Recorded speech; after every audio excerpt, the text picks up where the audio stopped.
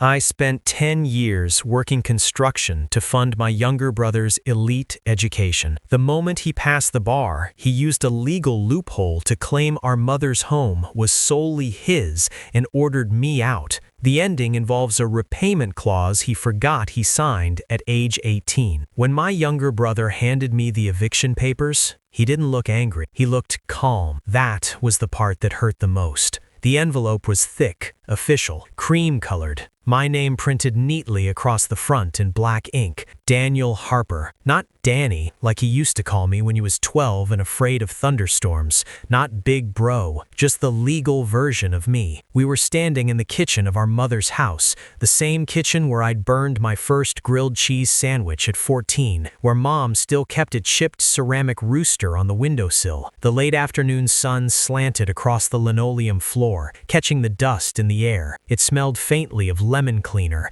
and the beef stew Mom had simmering on the stove. "Caleb," I said quietly, staring at the papers. "What is this?" He adjusted his tie before answering. He always did that when he was nervous. "Navy blue, silk, probably cost more than my work boots." "It's just a formality," he said. His voice had changed over the years. Smoother, trained, courtroom steady. "The house is legally mine, Daniel. I need you to vacate within 30 days. Behind him, Mom sat at the kitchen table, hands folded, knuckles pale. She didn't say a word, and that silence, hers and his, was louder than anything I'd ever heard. 10 years earlier, none of this would have made sense. Back then, Caleb was the skinny kid with braces who slept with textbooks under his pillow before exams. He was the pride of our small town, valedictorian, debate team captain, the first Harper to get into an Ivy League law school. I remember the day his acceptance letter came. Mom cried so hard she had to sit down on the porch steps.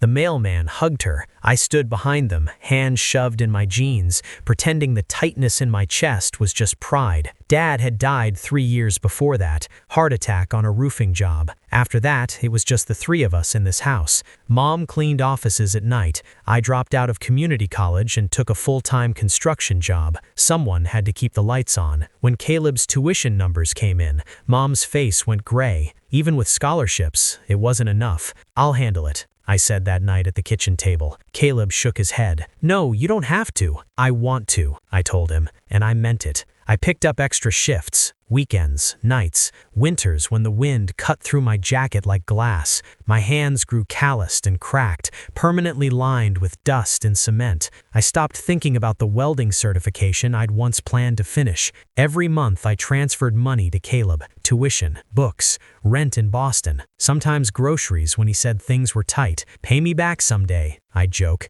and he'd grin through the phone. "First big case I win, Danny. You'll be driving a better truck than mine." We laughed about it. I believed him. The first time something felt off was the day he passed the bar. He invited us to a small celebration at a downtown restaurant. White tablecloths, waiters, and black vests. I felt out of place in my one decent button-down shirt. Caleb stood when we arrived, confident and sharp in a tailored suit. People shook his hand like he was already somebody important. Halfway through dinner, he made a toast. "To my mother," he said, raising his glass. Everyone clapped. Mom dabbed her eyes with a napkin. I waited. He didn't mention me. It was a small thing, petty maybe, but I felt it. A tiny shift, like a hairline crack forming in glass. Later that night, as we stood outside under the streetlights, I nudged him lightly. "Big shot lawyer now." He smiled, but it didn't quite reach his eyes. "Things are going to change, Danny." I thought he meant for the better. I didn't realize he meant for me. A month after he started working at a firm in the city, he came home with a folder. "I've been reviewing some documents," he said casually, sitting at the kitchen table. Mom stirred her tea.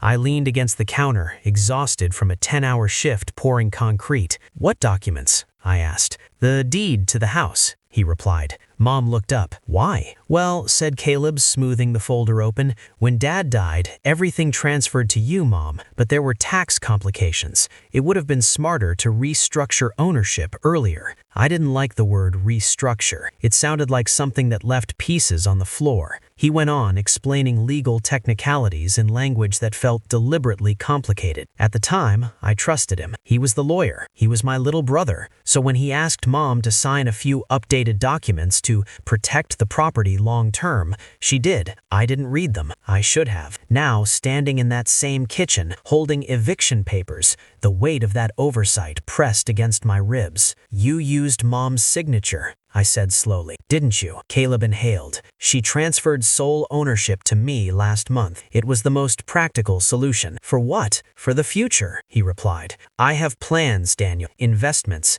This property is an asset. An asset. Not our home. Not the hallway where we measured our heights in pencil marks. Just an asset. I looked at Mom. Did you know? Her voice trembled when she finally spoke. He said it would make things easier. I didn't understand all of it. Caleb's jaw tightened. This isn't personal, but it was. Every blister on my hands, every overtime shift, every winter morning I woke before dawn so he could sit in heated lecture halls and build a life. And now that life had room for everything except me. I set the papers down carefully on the counter. You're evicting me, I said. Not a question, a fact. Yes, he answered. 30 days. That was what 10 years bought me. I nodded once, slowly, because I refused to let him see me break. But as I walked out to the porch and the screen door clicked shut behind me, I felt something inside my chest give way. Not loudly, not dramatically, just a quiet fracture. And in that moment, I realized something else. Caleb wasn't the only one who had signed papers 10 years ago. I didn't sleep that night. The house creaked the way old houses do when the temperature drops. Soft pops in the walls, a sigh in the pipes. I lay in my childhood bedroom staring at the ceiling, tracing the faint water stain above the closet door that had been there since I was 16. 30 days. I kept replaying Caleb's face in the kitchen, calm, clinical, like he was discussing zoning regulations, not uprooting his own brother. Around midnight, I got up and walked down the hallway. The floorboards dipped slightly near Mom's room. They always had. I could hear her coughing softly inside. I knocked gently. Mom? Come in, Danny. Her bedside lamp cast a warm yellow circle across the quilt. She looked smaller than I remembered. Age had a way of sneaking up on you when you were too busy working to notice. She patted the edge of the bed. Sit. I sat. Did you know? I asked, keeping my voice steady. She stared at her hands. He said if anything ever happened, it would be simpler. No probate, no taxes. He said lawyers always do this. Did he say he'd make it solely his? She hesitated. That pause told me everything. I thought it was temporary, she whispered. He said it didn't change anything. I swallowed hard. It changes everything. Tears gathered in her eyes. He's just trying to build something, Danny. He's ambitious, like your father was. Dad had been ambitious, but he'd never stepped on family to climb. I stood up slowly. I won't fight you, Mom. I'll find somewhere. Her head snapped up. No, this is your home too. I forced a small smile. Not on paper. The next morning, I went to work like nothing had happened. Construction doesn't pause for heartbreak. Concrete has to be poured before it sets.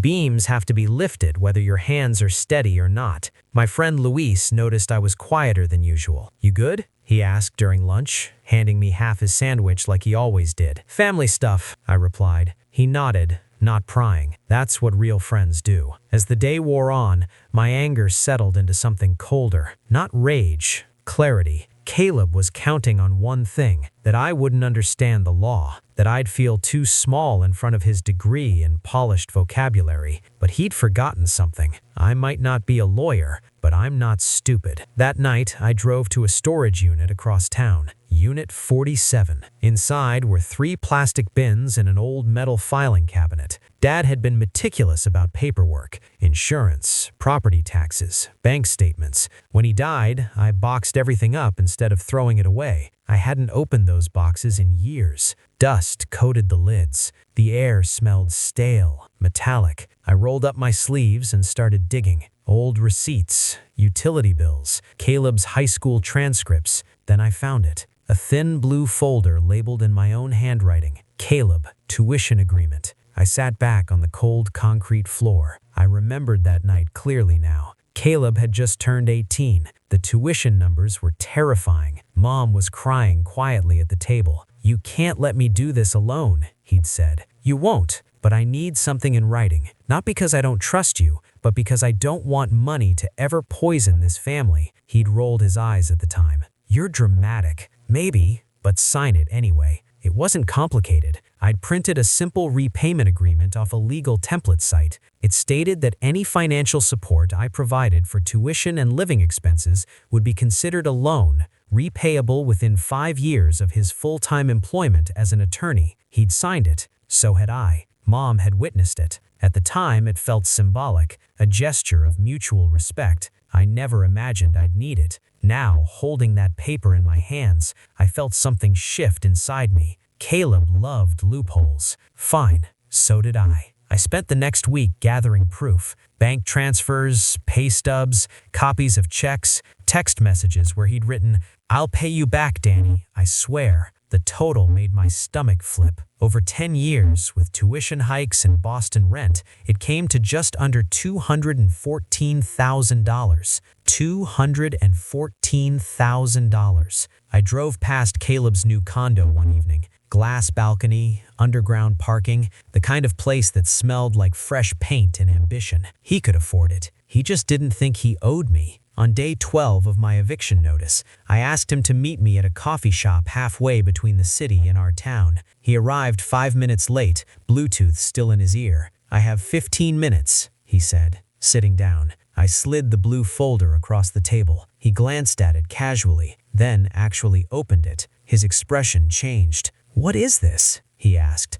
though he knew. "You remember," I said quietly. His jaw tightened. "This isn't enforceable. It's signed, witnessed, dated. You drafted this yourself, using a standard contract template." He leaned back, studying me like I was a new kind of problem. "You're really gonna do this?" he asked. "You're really going to evict me?" I replied. The coffee machine hissed behind us. Someone laughed near the counter. Life going on. Unaware of the war sitting between two brothers at a corner table. He closed the folder slowly. "You can't afford litigation," he said softly. I met his eyes. "You sure about that?" Because Caleb had forgotten one more thing. The agreement included interest and a clause that triggered immediate repayment if either party engaged in bad actions causing material harm. Eviction counted. I stood up. "See you in court, counselor." For the first time since he'd handed me those papers, he didn't look calm. The court date was set for 3 weeks before my eviction deadline. Caleb moved fast. He always had. His firm filed the paperwork formally demanding I vacate the property. Clean, polished, efficient.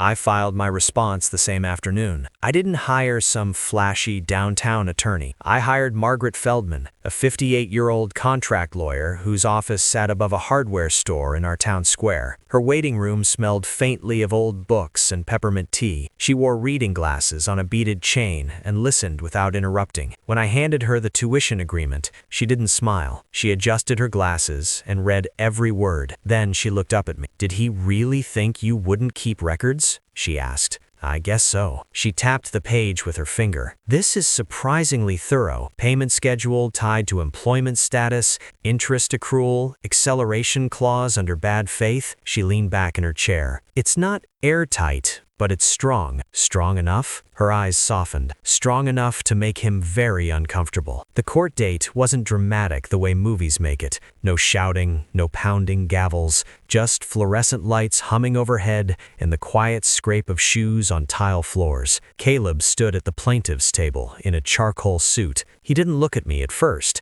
When he did, there was something new in his expression. Not anger, calculation. He argued that the house had been legally transferred into his name, properly notarized and recorded.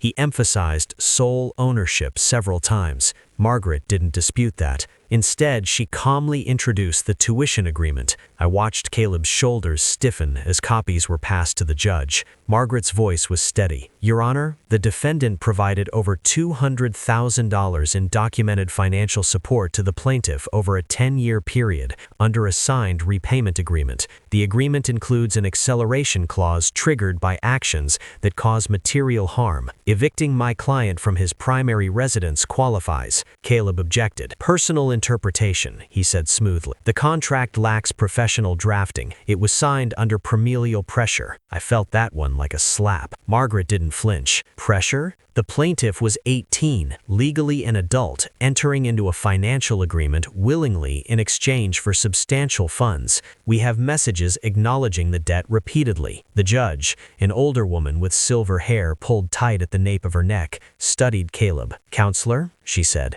"did you receive these funds?" Caleb hesitated. "Yes." "Did you sign this document?" "Yes, but—" She raised her hand. "Did you ever repay any portion?" Silence. The air in the room felt heavy. I could hear my own heartbeat in my ears. "No," he admitted. The judge nodded slowly. "Then we have two separate issues. Property ownership is clear. However, the financial agreement appears valid and enforceable pending full review." Caleb's jaw clenched. She continued, "Given the amount involved, this court recommends mediation before proceeding to trial. Additionally, eviction proceedings are stayed until resolution of the debt claim." Stayed. The word landed like oxygen in my lungs. 30 days had just become indefinite. Outside the courthouse, the sky was overcast. The air smelled like rain. Caleb caught up to me near the steps. "You blindsided me," he said quietly. I turned to face him. "You served me papers in our mother's kitchen." His voice dropped. "You're dragging this into public record. You started it." He ran his hair through his hair, a gesture I hadn't seen since he was a teenager cramming for exams.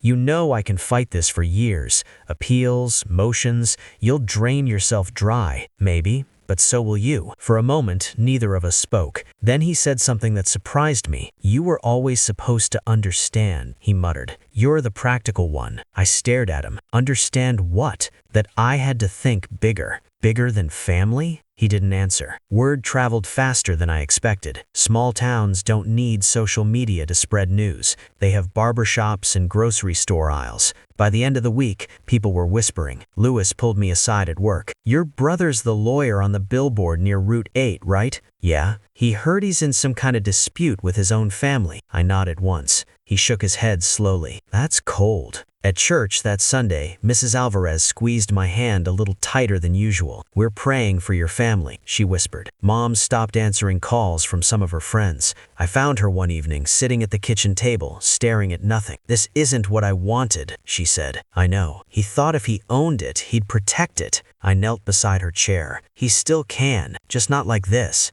Tears slipped down her cheeks. "Did I fail you boys somehow?" That question broke something in me. "No," I said firmly. "You raised us to work hard, to keep our word. That's not failure." But as I said it, I realized something else. Caleb wasn't just fighting me. He was fighting the story he told himself, that success required cutting loose anything that reminded him of where he started. And now, that story was unraveling. Mediation was scheduled for the following month. By then, the numbers would be unavoidable. $214,000, plus interest, and a reputation that was starting to crack. For the first time since this began, I wasn't reacting anymore. I was steady, and Caleb, for all his education, had forgotten one simple truth. Contracts don't care about ambition. Mediation was held in a quiet office building downtown. Glass walls, neutral carpet, the kind of place designed to make conflict look civilized. The mediator, a gray-haired man named Thomas Green,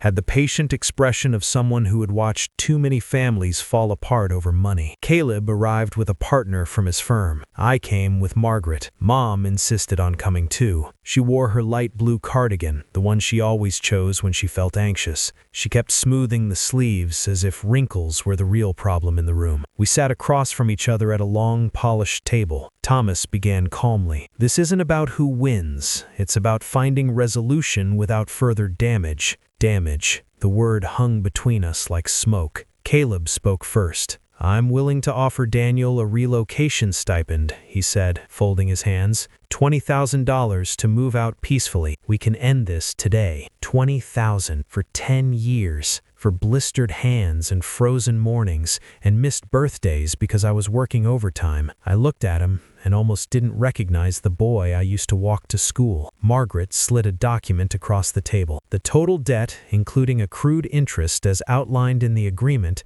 stands at $247,300, she said evenly. We are willing to settle for $230,000 if paid within 60 days. The number seemed to physically hit Caleb. His partner shifted in his chair. That's excessive. It's math, Margaret replied. Caleb leaned back slowly. You're trying to bankrupt me. No, I said quietly. I'm asking you to honor what you signed. He looked at Mom then. Tell him this isn't necessary, he said. Mom's hands trembled slightly on the table. Caleb, why didn't you just talk to your brother before filing eviction? He exhaled sharply. Because he never would have left. I felt that one deep. You didn't even give me a chance, I said. He rubbed his temples. I had investors interested in redevelopment. The lot is worth triple if rebuilt. There it was. Not the house, the lot. Mom closed her eyes for a moment, absorbing the truth. You were going to tear it down? She whispered. It's outdated, Caleb said, his voice softer now. I could build something modern, secure. For who? I asked. Silence. Thomas cleared his throat. Mr. Harper, the agreement appears enforceable. Litigation would be public and lengthy. Given your professional standing, that may not be ideal. Caleb's partner leaned toward him, whispering something I couldn't hear. For the first time since this began, I saw something crack in my brother. Not arrogance, fear, because this wasn't just about money anymore. Law firms care about image, clients care about character. A lawyer sued by his own brother over an unpaid personal debt tied to an eviction of his mother? That wasn't a headline anyone wanted. After a long pause, Caleb spoke again. What if I transfer joint ownership of the house back to Mom and Daniel and we call the debt settled? Margaret didn't look at me. She looked at the numbers. The debt doesn't disappear because ownership shifts. Caleb's jaw tightened. I don't have $230,000 liquid, he snapped. You have equity, condo, investments. His eyes flicked to me again, searching. Danny, he said quietly, using the old name for the first time in weeks. You'd really take everything I've built? I held his gaze. I built it too. The room went still. Mom began to cry softly. Not loud, just the kind of crying that sounds like someone trying not to. Thomas leaned forward gently. Perhaps a structured repayment? Avoid asset liquidation? Margaret nodded slowly. We could consider a secured promissory note against the condo, 5-year term, interest adjusted. Caleb's face went pale. His condo was his symbol, his proof that he'd made it. Losing it, or risking it, meant admitting that his success wasn't as untouchable as he had believed. The meeting adjourned without final agreement, but the shift had happened. For the first time, Caleb was negotiating. Over the next 2 weeks, the pressure mounted. A local business blog picked up the court filing. Nothing dramatic, just a public records summary. But in a town like ours, it didn't take much. One of Caleb's firm's older clients requested reassignment to another attorney until the matter is resolved. Lewis texted me a photo of the Route 8 billboard. Someone had spray-painted one word across it. Pay. I didn't feel triumphant. I felt tired. This wasn't revenge. It was gravity. Mom stopped going to church for a while. She hated whispers. One evening, I found her in the backyard, sitting on the old wooden bench Dad built. I never thought my boys would end up like this, she said quietly. We're not enemies, I replied. We're just correcting something. She nodded slowly. Promise me one thing. What? When this is over, don't let pride be the only thing left. I didn't answer right away, because pride had been all I'd had for a long time. But maybe she was right. The final mediation session was shorter. Caleb looked exhausted, dark circles under his eyes, his tie slightly crooked. He signed the structured repayment agreement without theatrics. 5 years, secured against his condo, monthly payments automatically withdrawn. Additionally, joint ownership of the house was reinstated between Mom and me, with legal protections preventing unilateral sale. When the last signature dried, he set the pen down slowly. It didn't have to be this way. No, it didn't. We walked out of that building separately, but something fundamental had shifted, not just in paperwork, in truth. For the first time since he handed me those eviction papers, I didn't feel like the older brother who had been discarded. I felt seen, and Caleb, for the first time, looked like a man who understood that success built on erasing your past eventually demands repayment. The first payment hit my account on a Tuesday morning. I was on a ladder installing drywall when my phone buzzed in my pocket. I almost ignored it, but something made me climb down, wipe the dust off my hands, and check $3,842.17. Automated transfer. For a moment, I just stared at the screen. It wasn't about the money, it was about the acknowledgement. Caleb had signed the agreement without another word after mediation. No apology,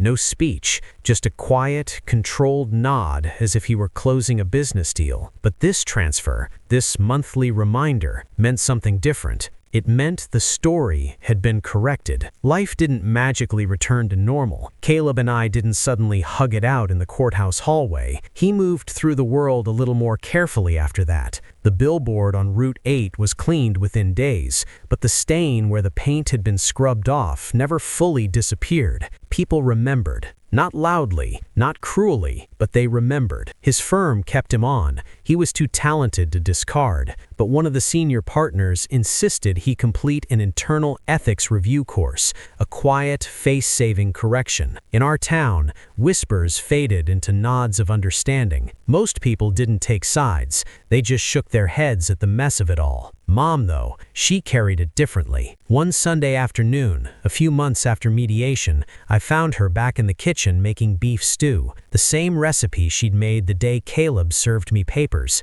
the air filled with onions and thyme. "He's coming for dinner," she said gently, without looking at me. I paused in the doorway. "Okay," I replied. I wasn't ready, but I wasn't refusing either. Caleb arrived exactly at 6. No tie this time, just a simple button-down shirt, sleeves rolled up. He looked thinner somehow. We sat around the same kitchen table where everything had fractured. For a while, conversation stayed safe. Work, weather, a neighbor's new fence. Then Mom placed the stew in the center of the table and sat down slowly. "I'm not getting younger," she said quietly, "and I won't have my sons pretending they're strangers." Caleb swallowed. "I never wanted to hurt anyone," he said, staring at his plate. I let out a slow breath. "You didn't think you were hurting anyone." He looked up at me then, really looked at me. "I thought I was fixing things," he admitted. "I spent years feeling like I owed everything to you.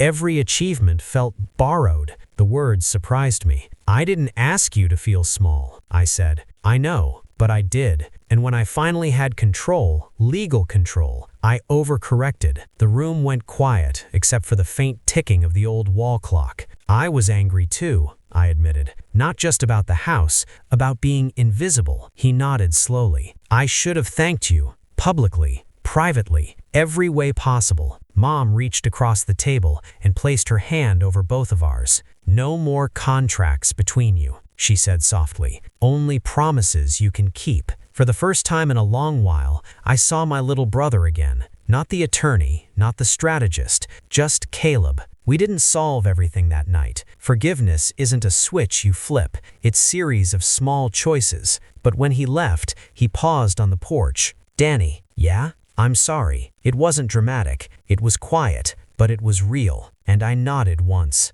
That's a start. The house still stands. We repaired the loose floorboard near Mom's room one weekend. Caleb held the flashlight while I hammered it into place. We didn't talk much, but we didn't need to. The repayment plan continues. Every month the transfer comes through. I've been putting most of it into a separate account, not for revenge, not even for security, but because someday, when Mom is gone and the house is just wood and memory, I want to make sure whatever we build next isn't rooted in debt, emotional or financial. Sometimes I sit on the porch at dusk and think about how close I came to walking away quietly, how easy it would have been to accept the eviction and swallow the betrayal just to keep peace. But peace built on silence isn't peace, it's surrender. Standing up for myself didn't destroy my family, it forced it to confront something broken. There's a difference. Caleb and I will never go back to the simple version of brotherhood we had at 15 and 20. Life doesn't rewind like that, but we're building something sturdier now. Not perfect, just honest. And maybe that's stronger. If you've ever sacrificed for someone you love and later felt erased from the story, you know how quiet that pain can be. It doesn't scream, it settles in your chest and makes you question your worth. But here's what I learned. Support given in love is not weakness, and asking for fairness is not cruelty. Would you have done what I did? Would you have fought back or walked away? Tell me in the comments. And if this story meant something to you, if it reminded you that dignity matters even inside family, consider subscribing and supporting the channel. Because sometimes the hardest battles aren't fought in courtrooms. They're fought at kitchen tables between people who once shared everything. And sometimes the bravest thing you can do is pick up the contract you never thought you'd need and remind the world, even your own brother, that your sacrifice had value.